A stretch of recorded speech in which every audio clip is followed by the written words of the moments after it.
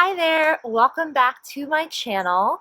It is great to see you, and if we haven't met yet, my name is Laura Smothers-Chu, and I am the CEO and founder of Befriended Heart, where I help long-distance daughters navigate their parents' dementia.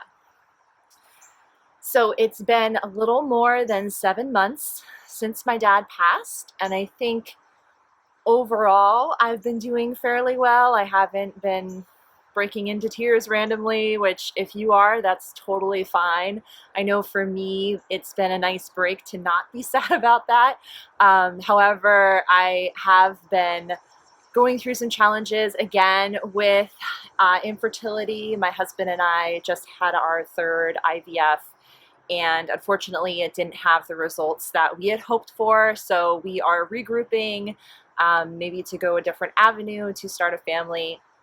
And so that's been really difficult and upsetting and sad. That's kind of how I've been. I guess that's like a status report. And today I want to share not necessarily a lesson, but just some thoughts that I've had about the objects that we leave behind, particularly the things that are still left from my dad since he passed away. And so I am thinking particularly of the art that I have inherited from my dad. He was a very big art collector. He had like more than 150 pieces. And we've sold a lot of it, luckily, and auctioned it. But there are a few pieces that I've held on to that I associate with him. There's something about personal items that are just more intimate or make me think of him even more. But there is a really nice kind of Easter colored chaps shirt that is still in my guest bedroom from when my dad stayed with me last, like a few years ago. And I just forgot to give it to my mom.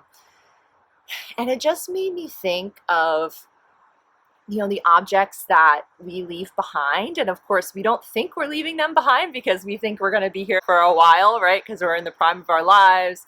We're starting our families or already have families. And, we never think of ourselves passing away. But I think, especially if you're in my shoes in the sense that you've lost a parent with dementia recently, you can't not think about your own death, your own continuation, your own legacy. And so, in looking at this shirt in my guest room, it was just so surreal to me how that chap shirt, it's just like, seems like it's untouched, right? And how my dad has already passed. He's no longer even on this earth. And how there's a timeline for humans, right? But there's not really a timeline for objects unless you can maybe, throw out the object out the window or something like that. And then of course it would be harmed and it would be destroyed. But for the most part, objects are really around forever, years even. So it also made me think of why families have heirlooms that they pass on from generation to generation. And I'm trying to think of what I would actually pass on. And it's funny because I was talking to a fellow daughter of dementia who just lost her mom recently, who had dementia. And she was just saying, like, yeah, it is so strange how that object can be here, every day, but our parent is no longer here. And I actually just got back from Goodwill dropping off things, some things that I'm not using anymore. And I try to do a regular trip to Goodwill just to make sure that I'm not accumulating a lot of things, because it's so funny. It's like we spend our time on this earth using our money to accumulate things, right? Because it shows, maybe it's a symbol of how successful we are. We don't take any of those earthly pleasures to the spirit world with us. They just get left behind. It just made me think how strange it was how we spend so much time accumulating these things that we don't even bring with us, right? And of course, there are some things that are necessary, like clothes, right? I mean, we like to look nice, but we also need to wear clothes. But yeah, so I just had those thoughts. And so going back to the legacy idea, I was trying to think of what I would want to leave to my kids, how amazing it is with family heirlooms that while I know for sure that my kids won't meet my dad, they can at least see a piece of art that I have on the wall or something that was his and that was really meaningful to him. And it can create an emotional connection between my kids and with him, even though they've never met him. So I see so much the value in passing down objects from generation to generation.